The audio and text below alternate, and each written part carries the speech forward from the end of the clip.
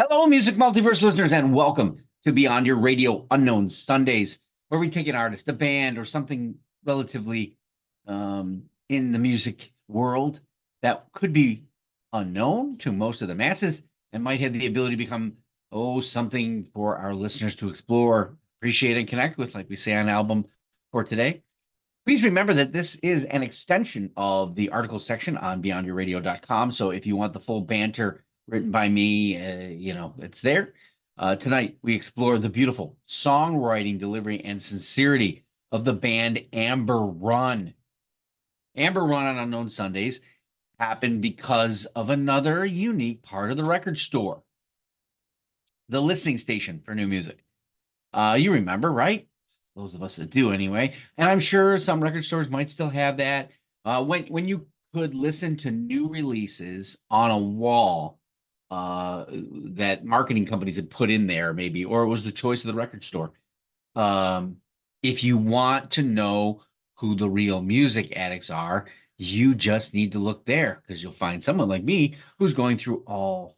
And at HMV, I also they used to have multiplicity of these places because they broke it down by genre. So you could go into the rock section and there's six, eight, 10 there. And then you could go to the jazz section, there's six, eight, 10 there. And then, of course, they have multiple listening stations because shit, Toronto has a million people just going in the record store. So obviously, you want to know how long I spend time in there. Well, you can ask Susie Q. So I wasn't keeping time before the 2000s. It used to be that there were marketing details that would go into those to give you tidbits too. So that's nice. It's a write up. It's a nice thing to do and to have. I know that some of that has flown by the wayside now, and record sales. The record sitting there is all that there is, and all to tell. Kind of going back to old school, which is interesting too. So Amber Run has such a thing at Record Theater.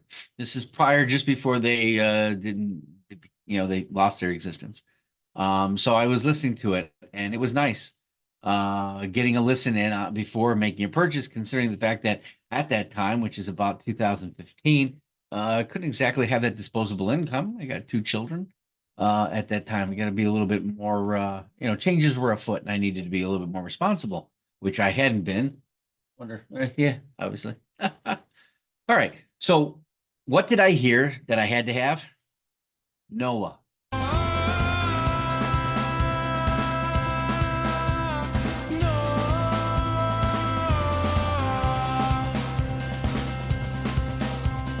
My name is Judas, my hands are tied. Oh, and even my presence is a warning sign. Which actually was probably one of the earlier songs in their repertoire, as I see it was on early EPs that I don't have any of or ever saw. This fantastically designed song is written from the naming point of the biblical figure, the weight of a name. And the song uses another biblical name too, but I won't spoil it for you, or will I if I can play it? The minute I heard that in the headphones, I stopped, took the headphones off, and purchased the album. You could just tell in the songwriting that the band had a spiritualism to them, had a hefty lyrical attention, and a dedication to making sure that the band lived up to the supportment of such songwriting. I don't feel that that's taking a risk. You have to take a risk, right? That's part of the enjoyment of an album. If you listen to the whole thing and then you don't buy it, this is why there's this problem with this Spotify and YouTube music. Don't get me wrong, it exposes me to a lot more and gets me to talk about this stuff.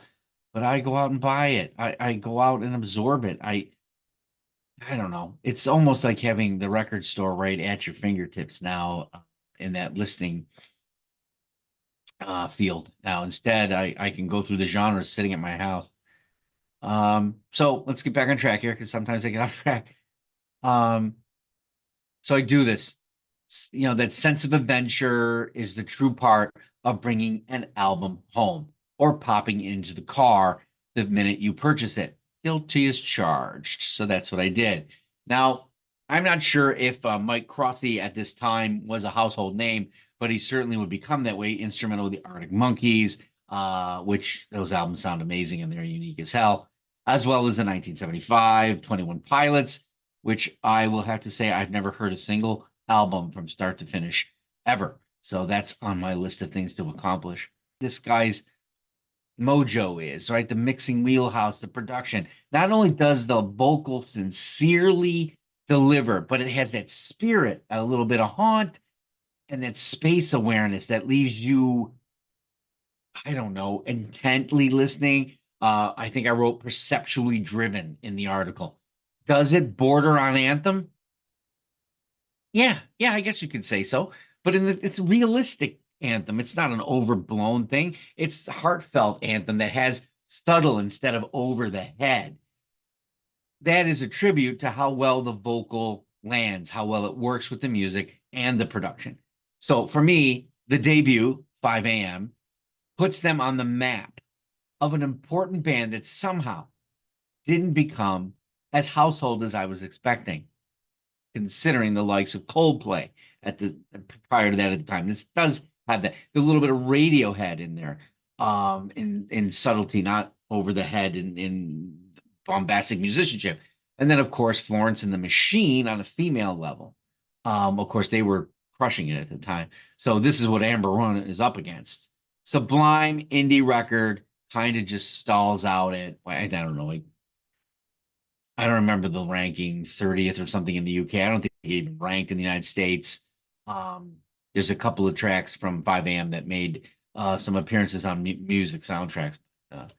So, but Amber Run was not done. I had faith in this spiritualism that they had too, that they weren't done, and more there was. Their catalog of considerate indie rock contemporariness continues to this day. For a Moment, I Was Lost in February of 2017, Philophobia in September of 2019, and How to Be Human just last year, February 2023.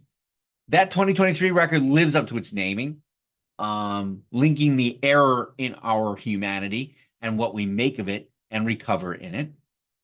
For a Moment, I Was Lost. Well, that hits harder, and it gives cover and name brilliant attachment, and but uses a wild, disturbing kind of feel to it, right? Karma, please put what I'm on. I've gotta be perfect. I've gotta be perfect.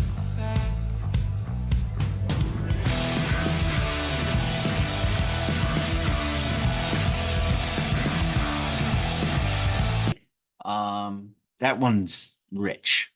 And Philophobia, well, is a reaching fear that materializes, it manifests, and well drives the condition. I'm not going to spoil it for you. If you need to know what philophobia is, look it up. They are the same. All of those albums are the same. They're not samey in the way they're made, or the way their music is. They're same in the human condition. They're different. They're sincere connections, and it's absolutely what I love about the band and their overall approach to making albums. What I don't necessarily care for is this dropping of single. I guess I get it, right? Public consumption, but I understand it to some degree. I guess it's sort of like how I got to know them. I went and I grabbed that one song, and that was it for me. People today, they'll hear the next single, and then they've heard it, and then obscure it becomes.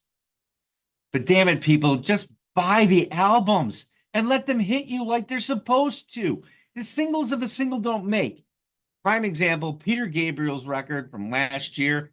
The single. Everybody went, it's good. Never thought about how good it all is together, or how fantastic it is all together. Brilliant record together. Singles dropping, not so much. There's nothing pretentious or overblown about this. It's not intended as the final product. The final product is an album. Joe's voice are one of those secrets that should have been in the music multiverse, and a rabbit hole that should be explored in music ship of contemporary indie rock. There's nothing you can't get from this record and their records. They're not diving into ethereal musicianship or complex ways of ambient with Brian Eno. It can be rough around the edges as it's intended, stunning and timely. The long EPs even, okay? They're called Act 1 and 2. I think The Search and the Start. These are where they give their little experimental parts, where they take these are the calculated outliers to make you think and understand that their possibility of more musicianship, and they take a bit of risk in development, and but it still holds tightly to the human formula. Like I said, showing a little bit of Radiohead. I think somebody else said something like Morrissey, which I kind of feel too a little bit more. But um, this I'll say about the entire catalog. These records are apart from each other to talk about would take too long. All right, I'm not going to describe each one. The four albums are littered with wonderful metaphor, sonic and subtle moments, and keen sense of trying to leave you with something for you in your listen, in your humanity. That's something not always done by bands. Hell, and not anywhere near easy to accomplish. And Amber Run is the complete package that's been sneaking around in the music multiverse for some reason. Go now and hear it, so it hits your life and your humanity.